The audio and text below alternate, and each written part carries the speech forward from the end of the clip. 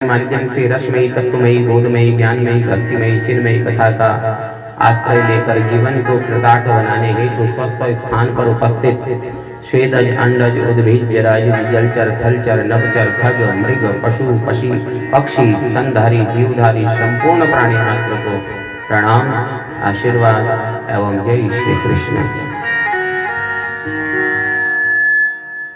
परमादरणीय श्रोता बंधुओं, बड़े आनंद का विषय है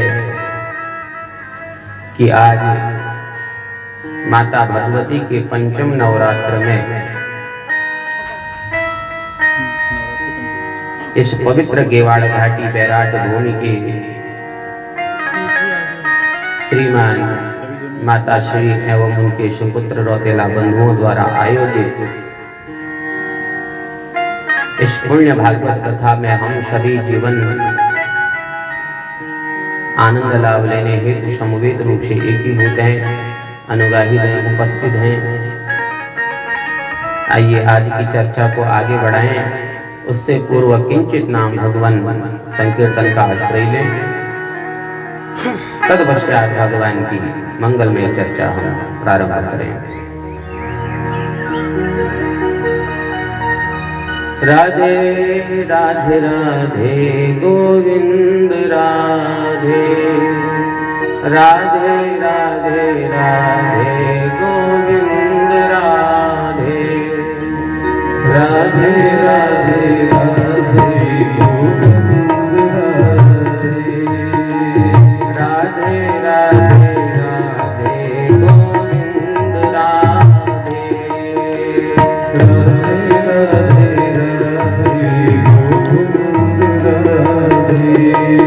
गोविंद राधे,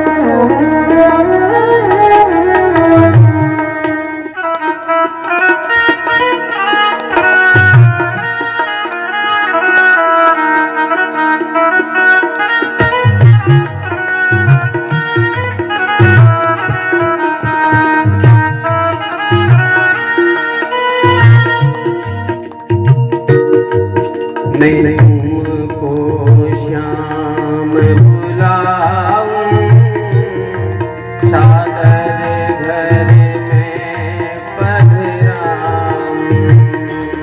मैं तुमको श्याम बुलाऊं, सागर घर में पधराऊं। मैं तुमको श्याम बुलाऊं, सागर घर में पधराऊं। मैं तुमको श्याम बुलाऊं, सागर घर में पधराऊं। नैनों से स्वागत गाऊं, नैनों से स्वागत गाऊं, नैनों से स्वागत गाऊं। नैनों से स्वागत गाऊं।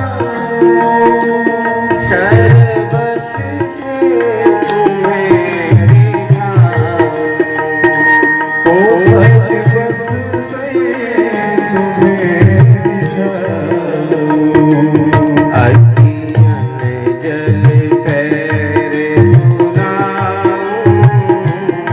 अखियन जल हे प्रभु, तेरे धुलाऊं।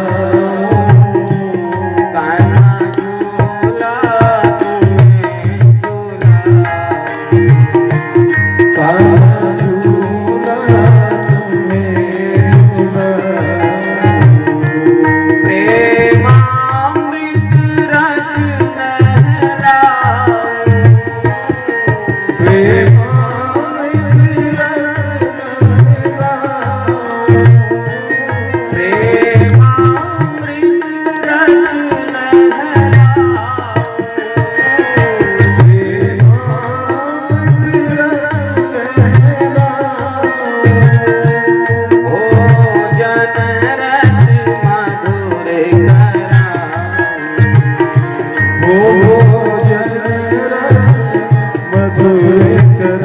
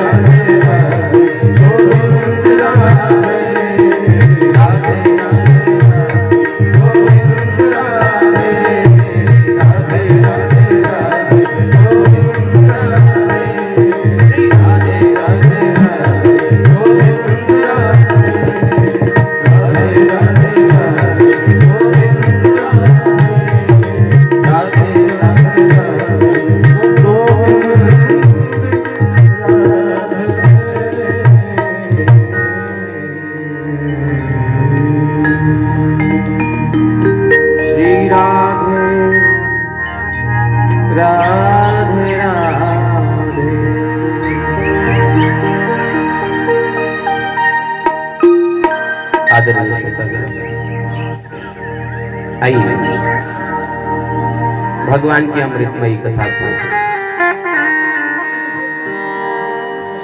आगे बढ़ाते हैं। भाग्योदयेन बहुजन्म समर्जितेन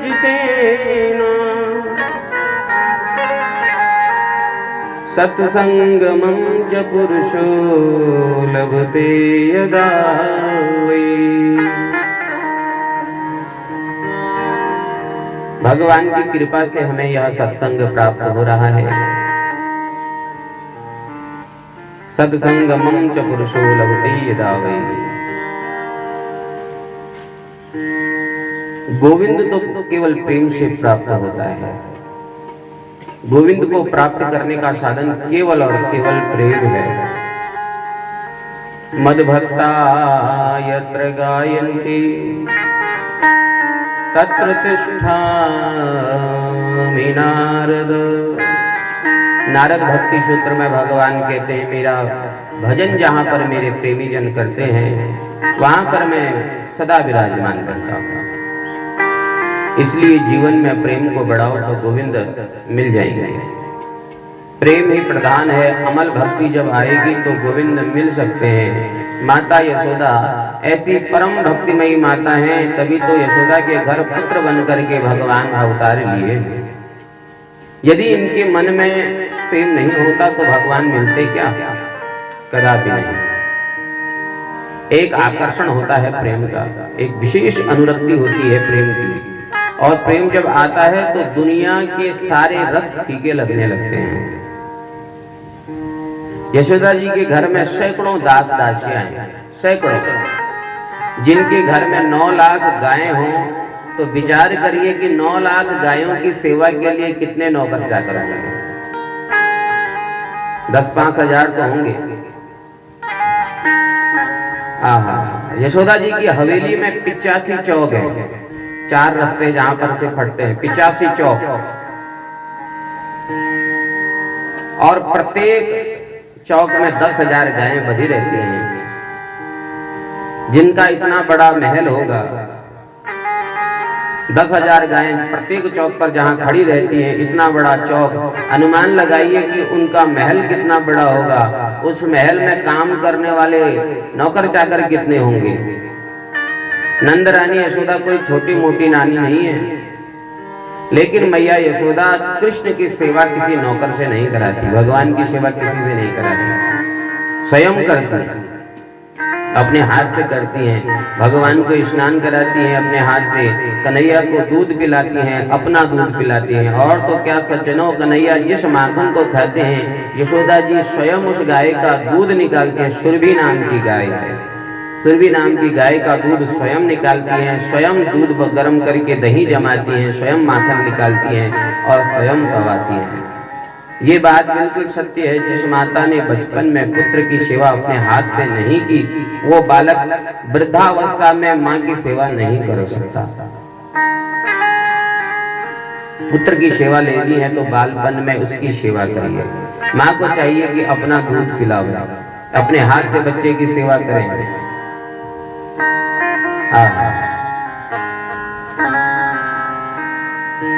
ये बिल्कुल सत्य बात है।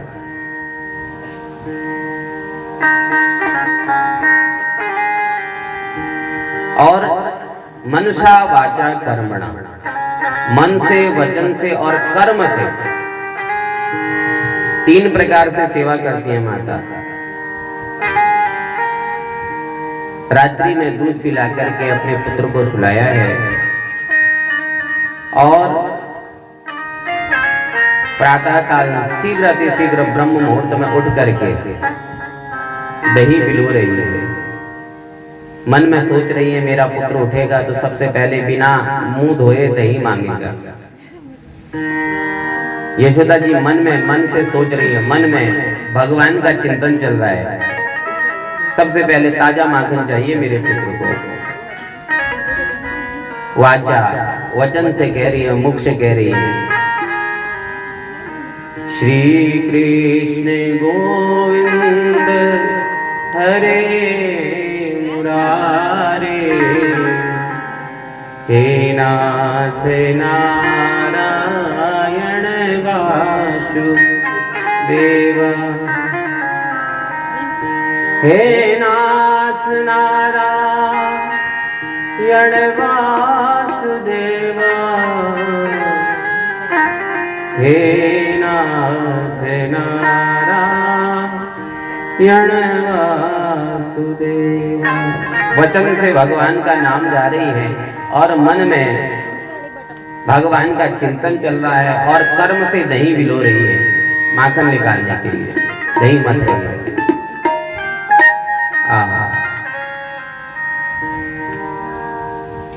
लीला का ध्यान कर रही है। लाला उठेगा, माखन मांगेगा, बड़ा उद्यमी हो गया है, कैसे कैसे नाच नचाता है, सबको घर में माखन खिलाता है, स्वयं खाता है, बंदरों को भी खिलाता है। ये सोच रही है, वाणी से भगवान श्री कृष्ण की कथा कह रही है, गान कर रही है और हाथ से दही भिलो रही है। प्रातः काल भगवान उठे, रात्रि में माता श्रृंगार करके सुलाती है भगवान को, सुंदर मोरपंख इत्यादि कूद करके।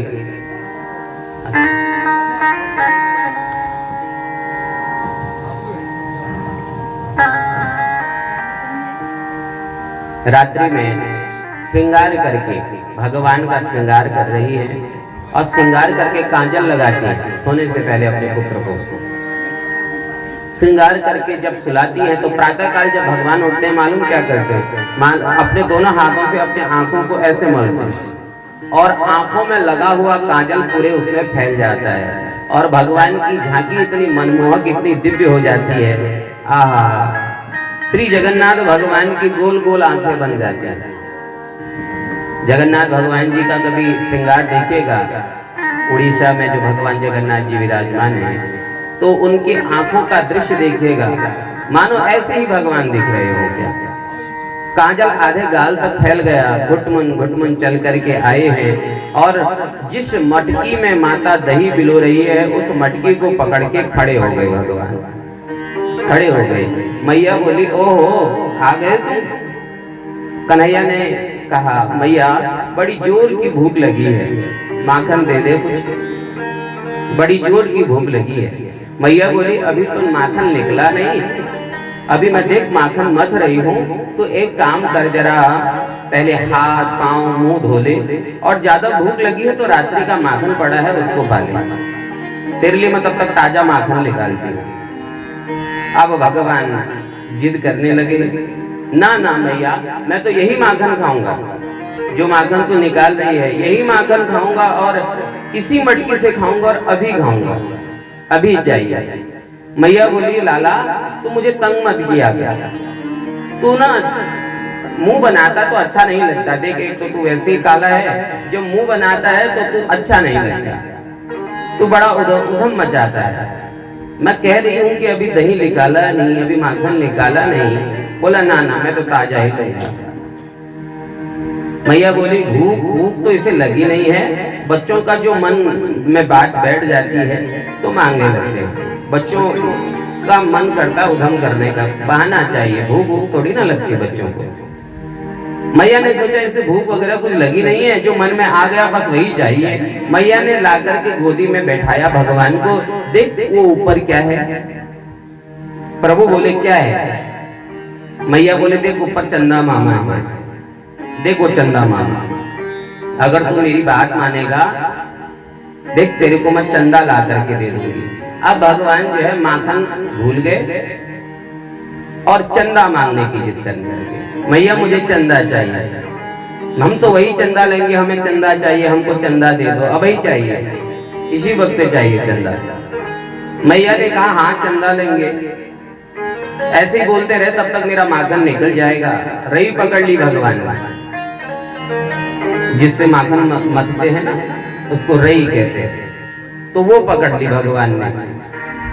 माखन बाद में निकलेगा, पहले चंदा चाहिए। मैया बोले, हे भगवान अब क्या करूं? मैया इतनी बड़ी परात लाई, उसमें पानी भरा तो चंदा की परछाई जो है परात में पड़ गई, चंद्रमा की परछाई परात में पड़ गई।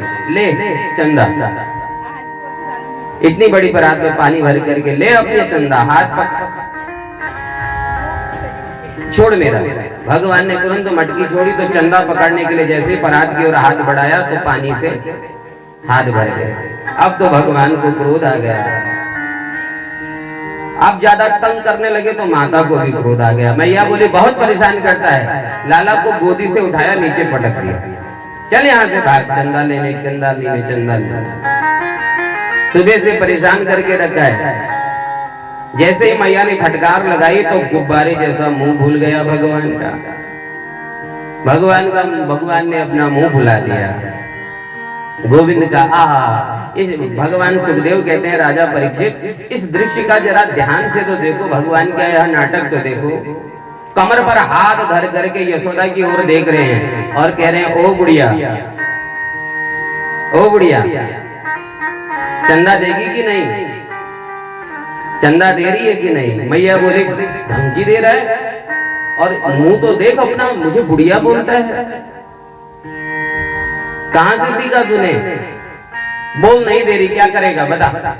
नहीं दे रही तुझे चंदा। संसार में दो हट बड़े जबरदस्त हैं आदरणीय। ये दो हट जो हैं बड़े विचित्र हैं। पहला हट है बाल हट। बच्चे जब जिद करते हैं तो अपनी बात मनवा के रहते हैं। जिस बात को मनवानी हो चाहे कुछ भी हो जाए, हमें चाहिए तो चाहिए। और दूसरा हट भी बड़ा विचित्र है। अपनी बात में आ जाए तो करके ही माने।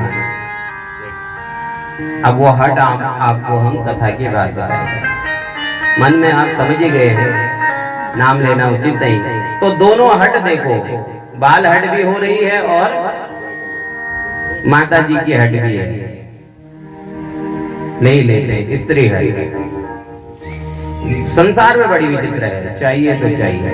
अब माता जी कहती है, कन्हैया मचल गए। सूरदास जी के शब्दों में सुनिए, चंद्र खिलौना ले होरी मैया, चंद्र खिलौना ले हो मैया, चंद्र खिलौना। यदि तुमने चंदा नहीं दिया तो जमीन पर लेट जाएंगे, पूरे शरीर में मिट्टी लगा लेंगे और तुम्हारी गोद में नहीं आएंगे। भगवान धमकी दे रहे मैया को। चंद्र खिलौना ले होरी मैया, चंद्र खिलौना ले हो। आहा। मैया बोली मत आ गोद में, तू नहीं आएगा तो मैं बलराम को गोद में बैठा लूंगी। पर चंदा तुझे नहीं दे रही, चाहे तू जो करना है, तेरी इस बात को मैं नहीं मानूंगी। कन्हैया ने सोचा ये धमकी काम नहीं आई, अब दूसरी धमकी दे रहे हैं। सुरभि को पय पान न करी हो, बेड़ी नाही गुथे हो।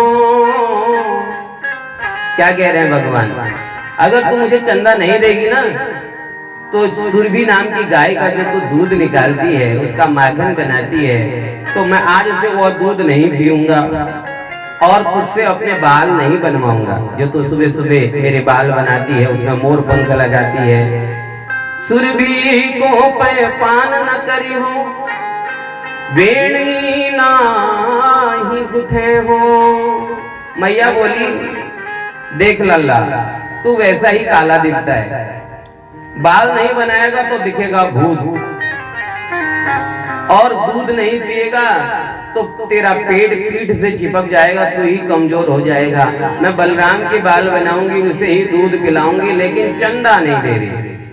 तो चाहे आज जो कर ले, आज तुझे चंदा नहीं मिलेगा। आहा। भगवान ने देखा कि ये धमकी भी काम नहीं आ रही है, अब तीसरी सबसे मजबूत धमकी दे रहे हैं। आहा। मैया से कन्हैया बोले हैं, या तो हमें चंदा दे दे, नहीं तो हमारे पास एक बात है जिसको सुन करके तुझे चंदा देना ही पड़ेगा। एक बात है हमारे पास। मैया बोली क्या बात है। तो सबरी बात, जितनी बात जानता है तो सब सुना दे, लेकिन तुझे चंदा में नहीं देगी, तो जो करना है कर।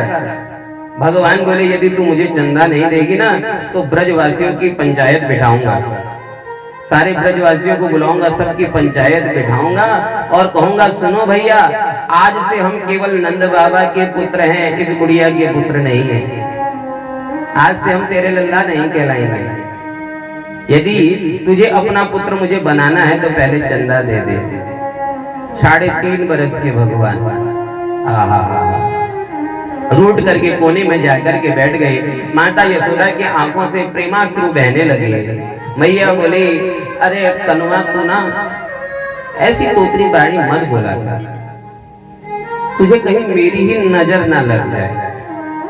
इतना मीठा बोलता है, इतना प्यारा बोलता है, कहीं मेरी नजर ना लग जाए। दौड़ करके यशोदा जी ने लाला को अपने अंक में गोद में बैठा दिया, चिपका लिया और मुख चुम्बन करने लगे, खूब प्रेम करने लगे अपने पुत्र को। आहा, तू रूठा मत कर, ऐसे नाराज हुआ मत कर। मैं अगर तू मेरी बात मानेगा, ऐसे रूठेगा नहीं, तो मैं तेरे को माखन से भी कोमल, चंदा से भी सुंदर एक बढ़िया सी दुल्हनिया ला दूंगी। क्या दुल्हनिया? अब तो जैसे दुल्हनिया का नाम सुना तो प्रभु माखन भूल गए, चंदा भूल गए। अब कहने लगे, मैया हमें दुल्हनिया चाहिए, अब हमें दुल्हनिया ला दो। बहू का नाम सुनते ही चंदा भूल गए, हम तो बहू लंगे, हम तो दुल्हनिया लेंगे। मैया ने हंस करके बोली, मोह धोना तो आता नहीं, दुल्हनिया लेगा? तेरा तो श्रृंगार मैं करूं लाला, बाल बनाने तुझे आते नहीं, भोजन तो तू मेरी गोद में बैठ करके करता है और बहू चाहिए। मैया बोली, तू जानता है बहू कैसी होती है? बहुत लंबी होती है बहू, तू तो छोटा सा है। भगवान बोले, मुझे इतनी बड़ी बहू ला दो, जब मैं गैया चराने को जाऊं तो अपने जेब में रख कर ले जाऊं। मैया बोली, ओह, लगता है गुड़िया कह रहा है, गुड़िया कह रहा है। आहा, राधिका गोरी से बिरज की छोरी से मैया करा दे मेरो ब्याह।